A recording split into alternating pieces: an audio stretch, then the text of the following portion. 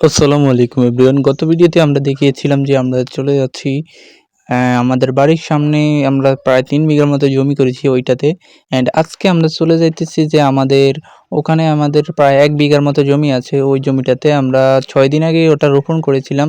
দেখেন আমি যাইতেছি রাস্তা দিয়ে হেঁটে, হেঁটে কি পরিমাণ লোদ রাস্তাতে।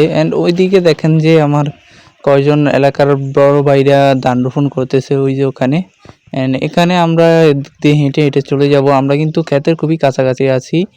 তারা ধান রোপণ করতেছে, আমি একটু খাড়িয়ে দেখতেছিলাম। এইজন্য এই যে তাদের ধান রোপণটা কত সুন্দর হয়েছে।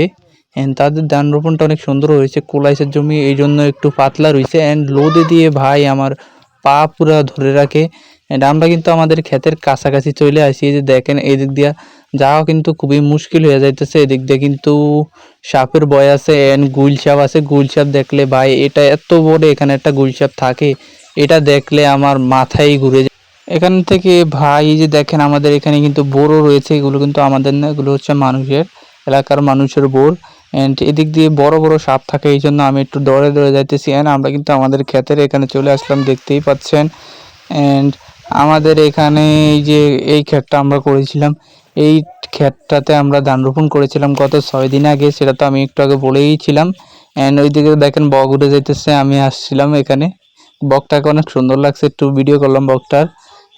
এই যে দেখেন আমাদের এখানে ভাই জ্বালা কিন্তু শুয়ে পড়ছে। এখান দিয়ে মানুষ কিন্তু বোরালারা পানি ছেড়ে দেয়।